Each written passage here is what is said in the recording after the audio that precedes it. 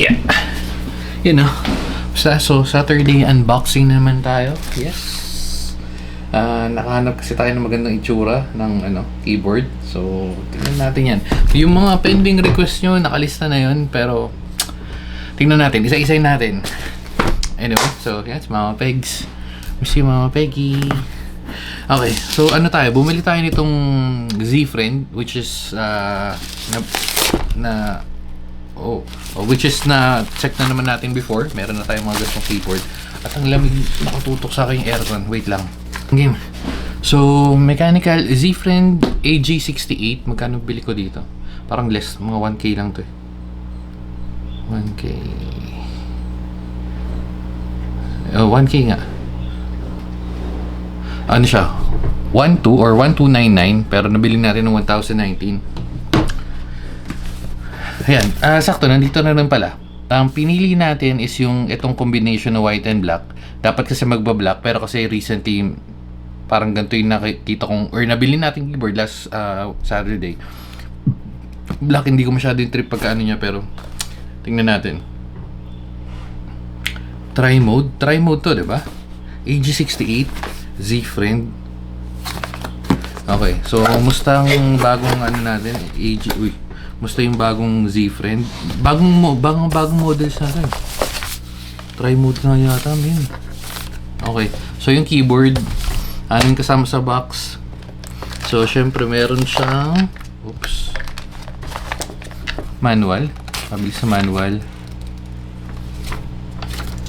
So, ito yung English. Ito, pause nyo na lang. Word lang yata ito. Hindi ko trip tong ganito. Alam mo yung parang robot yung datingan. Pwede naman simple lang. Pero syempre, mas maganda pag hihilahin mo. Pero, usually ganito hihilahin mo lang naman yan, diba? Pero, anyway, so still free USB cable. Tapos meron siyang kasamang switch. Libreng switch na pwede nating durugin. Pag pull out natin yung ibang switch. Ano to? Z-Friend din. Z-Friend. Uy, maganda. So, yan. And, syempre, to make it more gaming keyboard look, meron kang extra ganun. Testing natin yan. Muna tayo dito sa keyboard. Yep. Ay, hindi swab yan. Okay. Palitan natin yung keycaps. Okay. Ay, buksan na natin yung natin. Laptops natin. Surface Pro para. Okay. So, loading na naman yan, pero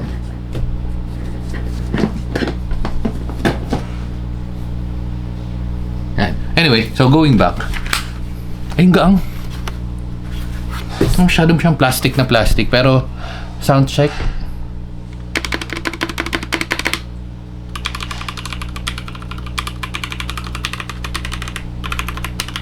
May bitin sa kanya. Malamang yung nito, yung pinagkakapitan ng keyboard, at wala siyang foam.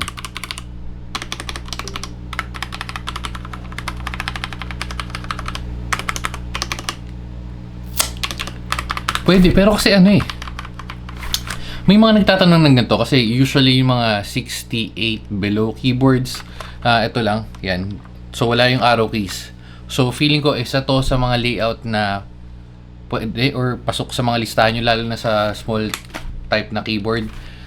Yung sound hindi ganun ka pleasing, pero okay na. Mechanical keyboard for 1,000. May knob, may arrow keys.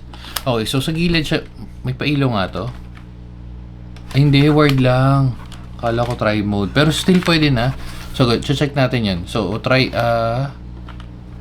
yung kable ko. Okay, so may kable naman tayo gagana.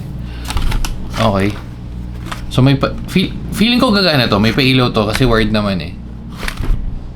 Ayan. So isa lang sa taas. And then sa ilalim, maganda to. Ito nga yung mga bagong model nila kasi magaang na yun. Hindi na makunat. Usually mga gantong yung mga older model, matitigas tong mga to eh. Tapos mayroong stopper isa. And then yun nga, yung Z-Friend AG68.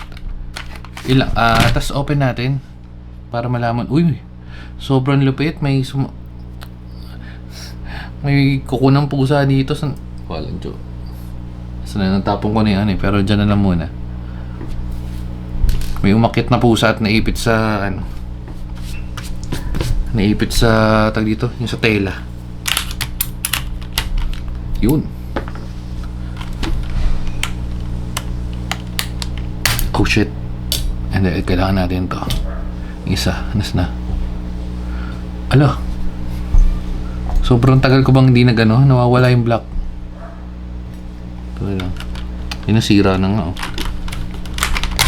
Yun. So, tulad nga, may nabasa akong comment na lagi daw nakakasira ng keycap apps ng housing switches. Pero, anyway, ayun yun, ayun, oh. Or baka mabigat lang siguro kamay ko, pero, yan, durog yan. Si friend. Tapos, ito yung sinasabi ko. Ito, plastic to, pero makunat na plastic eh. Usually, nagbabounce to, diba? Tapos, yung walang foam dito sa ilalim. Pwede pa naman kahit papano, pero mag-ang to.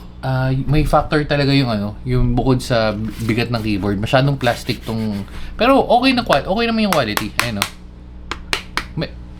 Hindi lang ganun ka-swabe yung tunog. Pero again, if ito yung binibit-bit mo, pasok na to. Tsaka una, wala siyang bigat. Parang may ano ba to? Kasi mga less than mga 500 grams siguro. Pero hindi, magang. Mas mabigat pa nga yung phone nyo.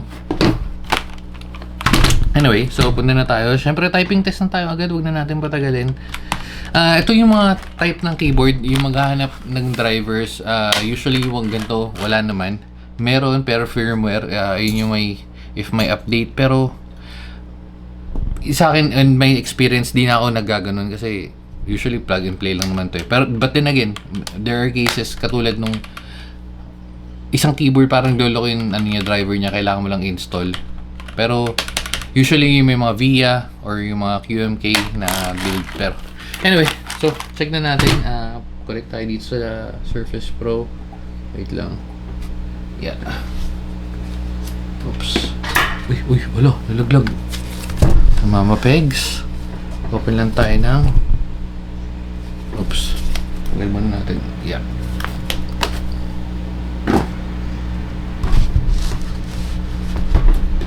Gana ba to? Rekta. Mat natin.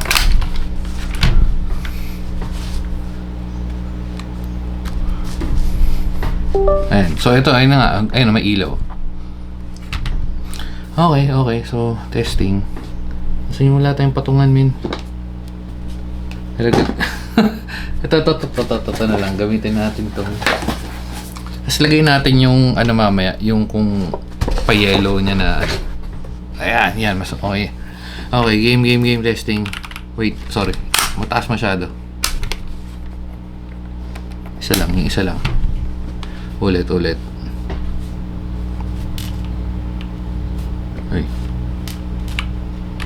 Ay, yung daya. Controller. Game.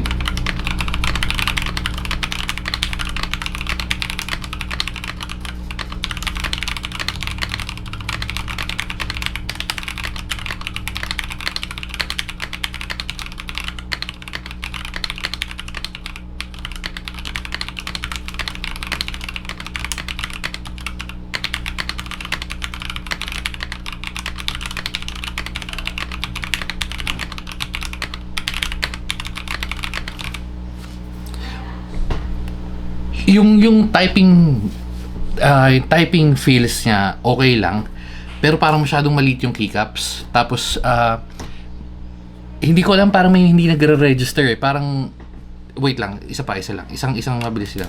Parang hindi nagre-register or yung pagkapindot ko lang siguro. Babagalan natin ng konti. Ayun no. Nag-S ako eh. Magkatabi yung S, imposibleng mag-miss ako dun eh.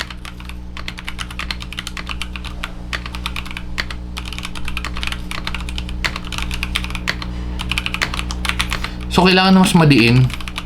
Ayun o, possible, di ba? S lang naman yun eh. Meron siyang slight delay. hindi delay sa keyboard mismo. Kailangan mo na mas madiin. Tapos, ito nga yung keycaps. Masyadong manipis para sa akin to. Meron kasing keycaps. Wala akong available na keyboard na pupulaw. Pero tong part na to. To. Yan, masyadong manipis to. Kaya, medyo bitin sa akin. But then again, presyo niya 1,000. Wired keyboard, may pailaw. Tapos may pampalit. Sige, palitan natin pala yung keycaps para makita nyo.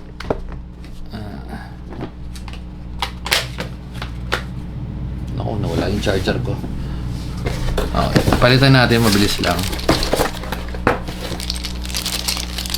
So, ito yung original niyang itsura.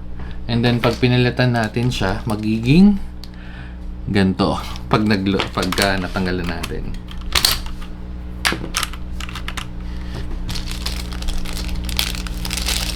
Spacebar.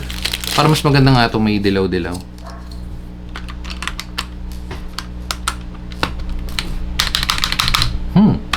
Escape, yes, palitan natin yan. Lahat ng mga pwedeng magandang itsura. Oops. Escape. And then arrow keys. Mas strip ko yung ganito. Mas strip ko itong ganito. Kahit di pa tapos, nakita na maganda yung itsura niya. Yep.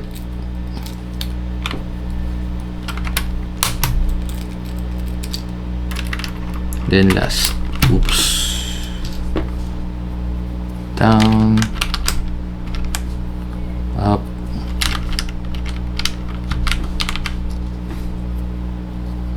Right and left. Yun. So, mabilis lang yun. Kita nyo naman, para sa akin, mas strip ko tong gantong itsura kaysa yung simpleng black, white, gray lang. Anyway, so, tingin nyo. Goods, no? Goods. See, friend, again, quality or budget naman to. Pwede ka magpalit ng switches, pero again, katulad na nare-recommend ko kadalasan. Kasi yung mga ganito, unless, of course, na may budget ka, yung mga ganito usually spare keyboard, lalo na kung meron ka ng ibang keyboards or galing ka ng mas mataas na variant. Pero kung first keyboard mo to, pwede ka naman magpalit ng switch. Ang problema lang kasi doon is halos aabot ka rin ng minimum 500 unless kukuha ng second hand. Pero I don't recommend second hand kasi hindi mo alam kung saan galing unless of course trusted mo. Pwede naman pero para sa akin hindi ko lang mas recommended yung keycap siguro, although magkakaroon ng shines yun and all. Pero yung second hand na switches hindi masyado. Kaya yung minimum budget sa mga switches around 500. So yung mga ganito, yung mga Leobog yan, yung mga okay yun. Pero pwede mong palitan pero again, hindi mo naman kailangan magpalit. Out of the box, okay na to. If gusto mo na mas magandang quality switches, I suggest na mag-ipon ka na lang and then buy better build ng keyboard.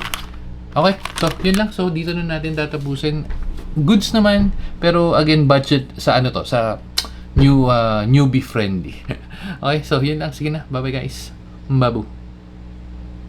Kamusta pala mga kasama? Yun ang mali. Kamusta mama yung kasama? Babu.